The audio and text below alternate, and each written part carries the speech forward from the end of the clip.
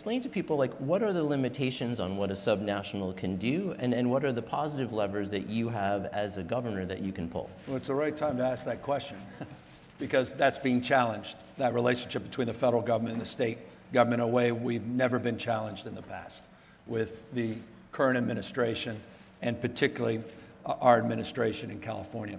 To put this in perspective, someone likely familiar to many of you, Ronald Reagan, was governor of California in 1967 and established a framework for California's leadership in low-carbon green growth through the creation of the California Air Resources Board.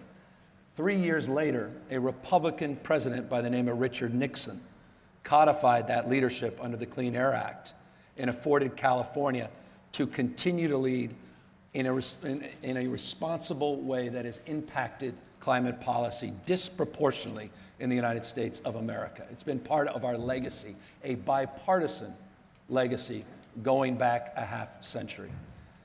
That today is being challenged by the Trump administration that is doing everything to put America in reverse, to do everything to vandalize California's leadership in this space. And they've been reasonably successful in 9.5 months to put a lot of sand in the gears. That said, we continue to persist and we continue to thrive despite that. Federalism, 10th Amendment of our Constitution, defines states' rights, states' responsibility. And to put it in perspective, my state is the size of 21 state populations combined, California. It's a $4.1 trillion a year economy. It's correct, the 4th largest in the world. We punch above our weight. In every critical category of investment, California dominates compared to any other state, particularly as it relates to climate policy, green technology, and investment in innovation in this space. And so if there's anything I want to leave with you, is this notion that California has two things: a reliable partner in relationship to this space. I cannot say that for the United States of America, particularly as it relates to the current occupant in the White House. Quite the contrary. But the state of California has been a consistent partner for a half century and will continue to be for decades to come. So let's stay on that for a moment, because as I was mentioning, a lot of our people here in the audience and watching it are from the investor community. So when you think about tools that you might have at your disposal at the state level, tax incentives, first loss absorption, like, how do you think about de-risking any hesitation people have about investing in innovation around green technologies? Well, we did it very substantively just a few weeks ago. We extended our nation-leading Cap and Invest program, and we statutorily extended it to 2045. I don't think there's a jurisdiction in the world that can lay claim to that kind of certainty as it relates to a carbon market that California now has established. We also doubled down on our low carbon fuel standards framework. We've extended out now for decades this commitment to sustainability and stability as it relates to the investment posture. There's a reason Tesla was created in California. 3.2 billion reasons why they were supported. There'd be no Elon Musk as we know him today, forgive us, had not been, I say that with love in my heart, $1 trillion will do that. But we're proud of that, proud of his innovation, proud of that leadership because of California's regulatory environment, because of the Air Resources Board, because of that regulatory posture that we are now building on and building off of, and now extending it substantively to 2045. And so I think that's perhaps the most important benchmark, a proof point of California's environment as it relates to the issue of the environment. But I also would make this point. The reason I'm here is in the absence of leadership coming from the United States. This vacuum, it's rather jaw-dropping. There's not one representation, not one, not even an observer, not someone taking notes that's going down to Belém. We have seen this complete reversion of so much of the progress that the Biden administration, and I'm very mindful I don't want to be deeply partisan, but you can't have this conversation and be honest about it unless you paint the picture of where we are. And so if you don't like the way the world is when you're standing up, stand on your head and go local. And for me, there is a different picture that we can paint subnationally, a different picture that we can paint in cities all across the United States of America as well. We're in the how business. It's not about what and why anymore. It's about the great implementation. California has moved away from goal setting. It's not interesting to us anymore. We're already there. We're also at a point where I can also lay claim to this. There's not one goal the state of California has ever set that we haven't achieved and did so early. We're at 67%. We're running the fourth largest economy in the world, 67%, two-thirds clean energy. And 9 out of 10 days in 2025, 9 out of 10 days so far this year, at 100% clean energy for part of the day. I don't know that there's another jurisdiction in the world that can lay claim to that. And I make this point because if I was here a few years ago, we were the 6th largest economy in the world. Now we're the 4th. If I was here 6 years ago, we were the 3rd state in America in terms of the total number of Fortune 500 companies. Now we're number 1. We're proving the paradigm, the genius of and, not the tyranny of or. This is part of our economic strategy. It's an economic imperative. It's a global competitive responsibility for us to now assert ourselves more forcefully in the absence of national leadership. I want to pick up on something you said, because earlier this year we had done an event with Secretary Kerry, and he was talking about the last time the United States withdrew from the Paris Accords and just how many states and cities actually rejoined. Are there other instances you can think of where states and municipalities can play a more active role in this conversation? Yeah, I mean, we're struck. There's the old African proverb, you want to go fast, go alone. You want to go far, go together. So we're all about partnership. And California is leading in terms of developing those partnerships.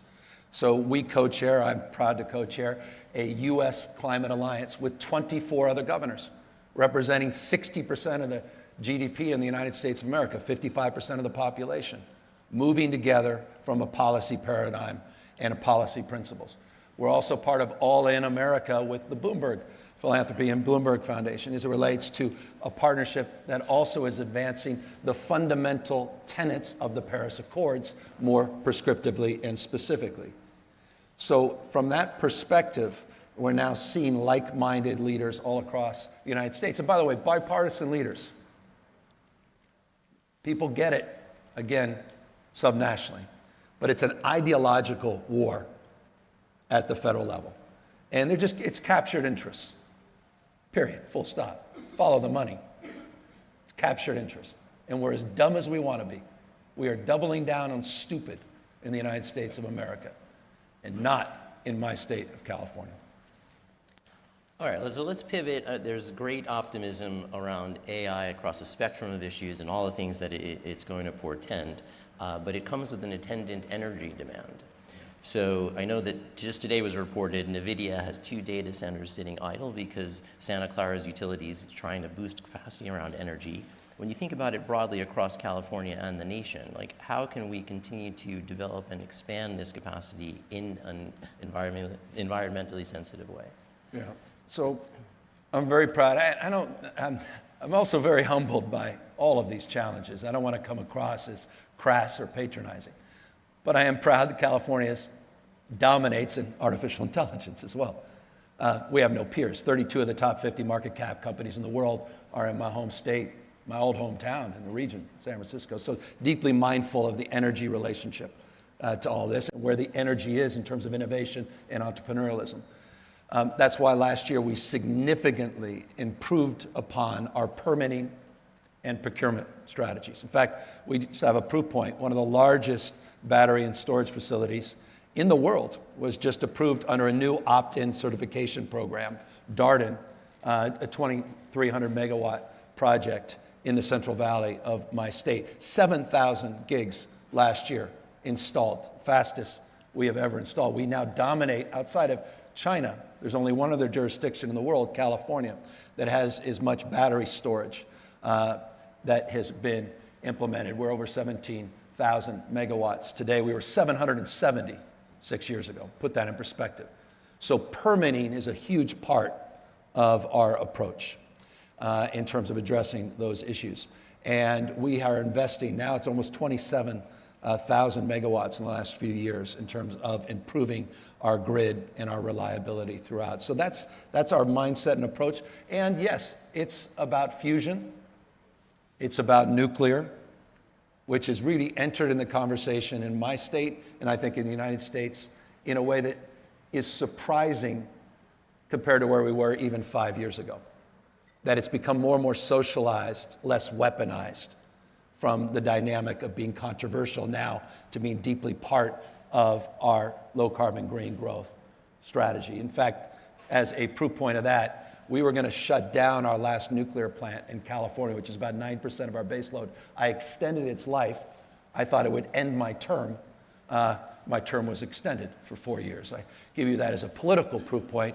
Turns out not to have been as consequential as I thought. And I say that because there's a mindset in the United States that's sort of reintroducing itself to innovation in the nuclear space. And again, in California, more startups in that space than any other state in America. Again, investment opportunities across the spectrum, robotics, quantum. California is and should be top of mind. So the energy transition investment surpassed $2 trillion for the first time last year in 2024. But even at this level, Bloomberg last week pegged the funding gap in the energy transition around $3.5 trillion by 2030. How do you think about activating more institutional and private capital towards this investment space? And what would you recommend to people as they go back to their own countries and jurisdictions to kind of move more money to the cause? Well, I think regulation drives to certainty. It sort of marks the market. And I think what I think marks the United States right now is uncertainty across the board. Do I need to talk about tariffs? Sort of chaos. I mean, it's madness from an investment perspective. The crony capitalism that's going on in the United States right now. State capitalism, dare I say. I feel like it's modeled a little bit on President Xi, not President Reagan. The hell's going on? None of that's happening in the state of California, though there is market capture from California. Ask my friends at Intel.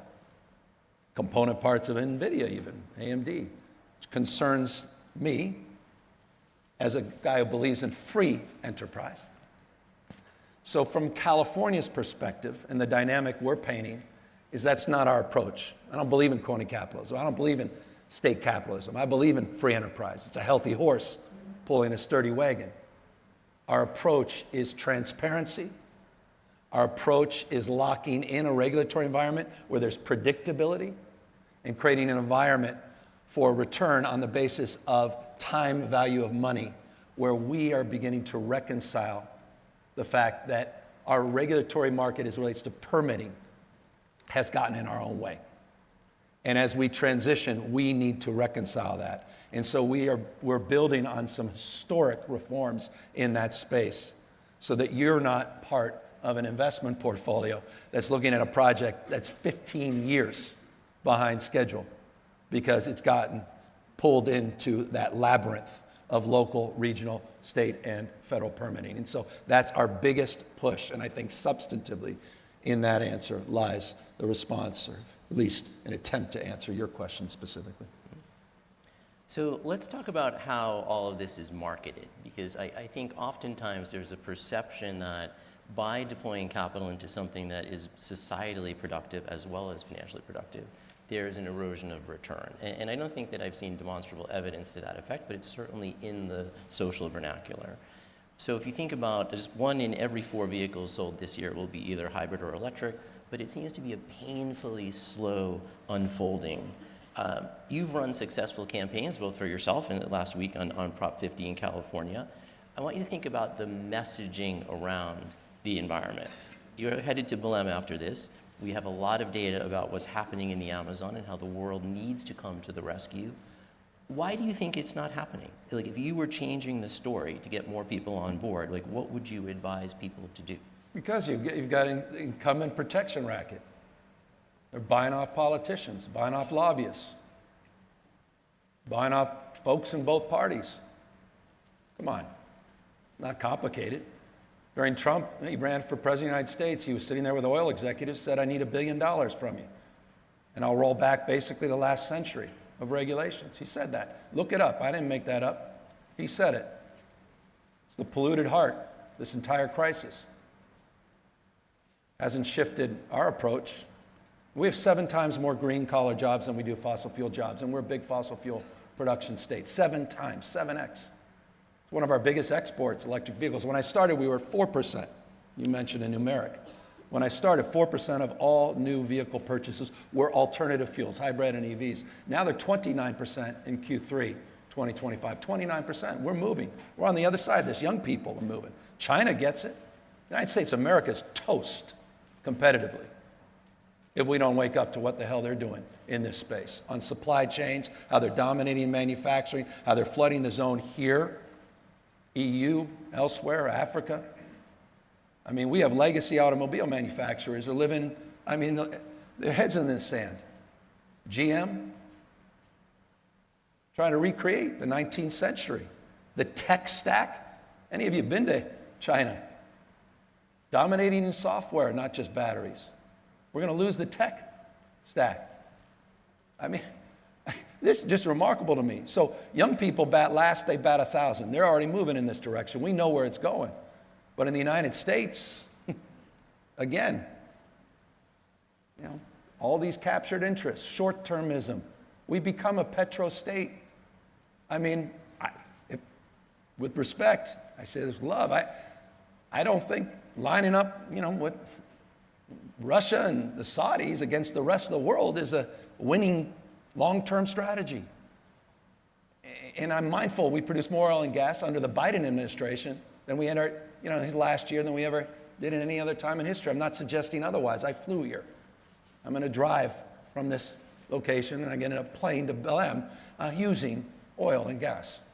I'm not naive about the transition here, but nor am I naive about the future. And we're not going to do very well there unless we invest in it. And so for me, it's about competitiveness. Also, anyone paying attention to what's going on in insurance? I mean, climate risk is financial risk. In relationship to your question, period, full stop. It's a cost of living issue. In the United States of America, I didn't bring up Gulf states, but I can bring up the Gulf Coast of the United States. Try to get home insurance in Florida. Soon you won't be able to get a mortgage because you can't even finance that without the home insurance. Home values will start to decline. You're seeing it across the spectrum right now, in my state included, which is one of the most blessed and cursed states as it relates to climate. We're on the tip of the spear of climate change, simultaneous droughts and simultaneous floods. The hots are getting a lot hotter, the dries drier. You saw one of the most devastating wildfires in American history in the middle of winter in Los Angeles in January. 100-mile-an-hour winds attached to fire. And as we rebuild, the number one concern people have, how do I get my home insured? And how do you get a developer to develop a home that can't get a mortgage, which requires home insurance? So from across the spectrum, from financial risk to the issue of cost of living, which is universal, to global competitiveness, this is a no-brainer. As I say, what Trump is doing is unprecedented in American history. And I started by reminding you of the person's office that I occupy today, Governor Ronald Reagan, a Republican who led on this issue. This should not be through the lens or prism of red in American vernacular versus blue. In the vernacular of my country, it should be a red, white, and blue. And it should be in those principles that define the best of Roman Republic and Greek democracy. And that's why I say this is a proud capitalist. And I wish we were not captured by this incumbent capitalism, but we had the imagination of an innovative mindset around capitalism, because the market would bear out a very different vision out of Washington, D.C.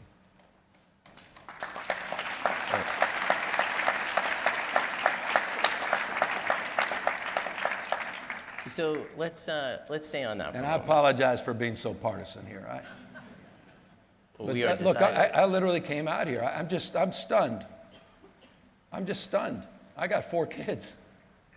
The hell's going on in my country? Not one person from the administration. Just to show any respect to any of you. Forget politics. Disrespect. We're in Brazil, one of our great trading partners, one of the world's great democracies. I mean, hell, home to you need rare earth mineral. This is the country we should be engaging in. Instead, middle finger with 50% tariffs. That's shameful. Forgive me, that's an aside. Sorry. So while we're on that, I know you're so upset with me. I know. No. I want to talk about it. I want to talk about polarization, right? Certainly evident in the U.S., but unfolding at a worrisome pace globally. I think the lack of civility in how public figures engage with one another is modeling the wrong behaviors for our children. I couldn't run the Institute if people didn't speak to one another, just like certain companies, CEOs who are in the audience couldn't run their companies that way. Let's put a proactive lens on this. How do you think about finding common ground to foster dialogue around climate, certainly, but around other divisive issues that seem to be tearing the U.S. and other nations apart? Well, it's difficult. I mean, look, we all want to be, in the spirit of Isaiah, we want to be repairers of the breach. I'm deeply mindful of that in American terms and in global terms, increasingly, in populism. The crisis that I believe is simultaneous. I talked about issues of droughts and floods in my state. There's another crisis, and that is the crisis of climate, certainly, but also crisis of democracy, these simultaneous crises. And it's framed, and it's playing out in real time. The government shut down in the United States of America. Today, 70 people were pardoned by my president because he tried to light democracy on fire and try to wreck my country on January 6th in 2020. Tried to dial up for 12,000 jobs, 12,000 votes, Secretary of State in Georgia. You can't make this stuff up, except maybe it paints the picture of why you have a 50% tariff here.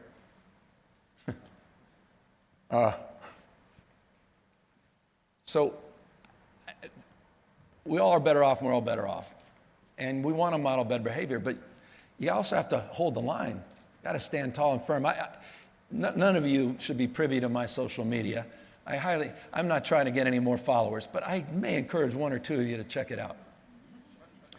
Because it's a proof point of what I'm about to assert. I've just tried to put a mirror up to this, because you're right, I have 4 kids. This is the generation they're seeing. This is not normal. A president of the United States dressing up as the Pope, putting his picture on Mount Rushmore, all-cap tweets, bullying and humiliating other people, talking down to people, destroying relationships and allies, threatening folks. This is not normal. And so I try to put a mirror up to that. I'm trying to call that out. But also, I agree. I want to be on the other side of it. We all want to be protected. We all want to be connected. And we all want to be respected. And we all deserve to be respected. Those are universal principles. We all want to be loved. We all need to be loved. I want to find those common grounds, the shared experiences. But right now we have an invasive species in the vernacular of climate by the name of Donald Trump. And we've got to call that out.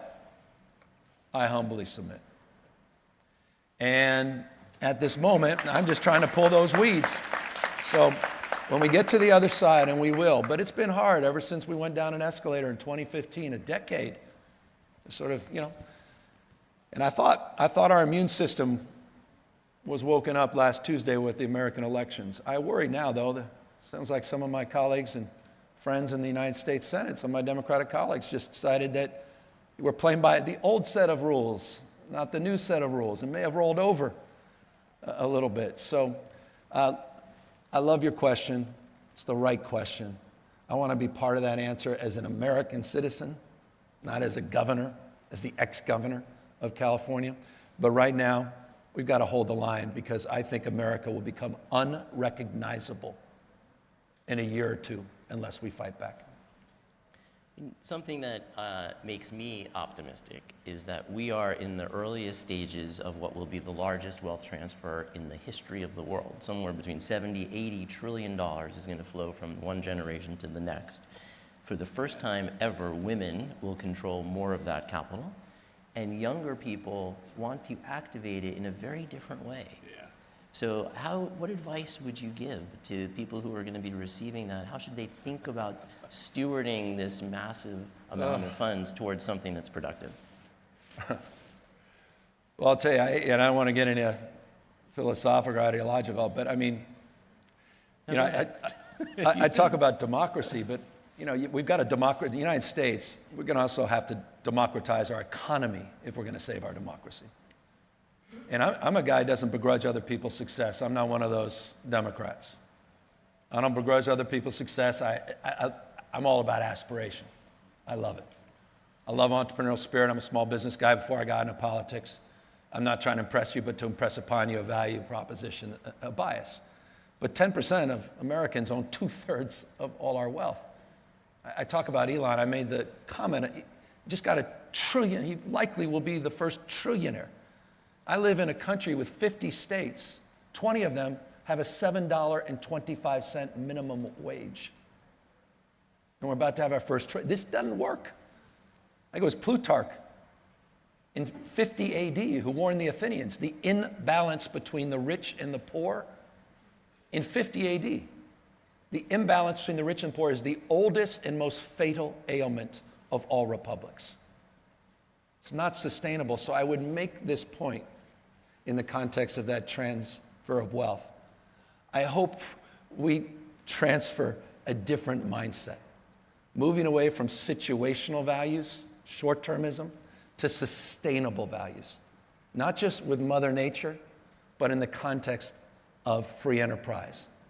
And I think sustainable mindset ultimately is the construct to which I think that next generation will save us from the situational challenges that we face today. As I said, young people get it. As I said before, you're seeing, I'm living in a country, the first generation, a 30-year-old is doing worse than his parents. First time in American history. We're seeing this great awakening. Don't underestimate what's happening in the U.S. demographically with this next generation. And so I hope in that spirit, those values, not all the values of today are transferred, but those values that I believe will sustain the future are transferred. So you are termed out and can't run for re-election in 2026. So negative. And no, I'm just saying we So have plenty of roles. So I need a job. I don't know that I auditioned well today, but I'm saying we have plenty of roles open at the Milken Institute. All But right, let's that's right. assume you don't want to do always that. do well in institutes. What's next for you? Who knows? Most important office, Brian, I said, is office of citizen, active, not inert citizenship. So that's a gift to go back. But we'll see what the hell happens. I've been very animated by, as you can tell, by what's going on in my country, by the weaponization of grievance, the militarization of American cities, mass men with people disappearing, communities on edge in the United States of America in 2025. What you're seeing on TV is playing out disproportionately in my state. Communities torn asunder, racial profiling on the basis of your skin color, where you congregate, your language. It's not exaggerated. It's sanctioned by the United States Supreme Court. A supine Congress, a supine Supreme Court, maybe even a supine Senate that includes some Democrats. I just feel this is an existential moment. I really do. I said it, and I'll close on this. I don't think it's a gross exaggeration, nor do I think it would be challenged by Donald Trump himself, that my country may be unrecognizable to you in a year or two. There's a revolution going on in the United States of America. It's not about co-equal branches of government. It's not about popular sovereignty. It's not about the rule of law. It's increasingly about the rule of dawn. And I hope it's dawning on many of you how real that is. But I also hope, in the spirit that began this conversation, that I'm leaving you with a sense that we march to the beat of a different drummer in California. stable, reliable partner. We're here for the long haul. We're 1,600 miles away from Washington, D.C., 1,000 miles in terms of mindset. So think about California in those terms. Think about us as a partner, and think about us as it relates to decisions you make in the future. You matter, we care, and I'm grateful for this opportunity to share those words with all of you here today. Thank you, guys, very much. Thank you.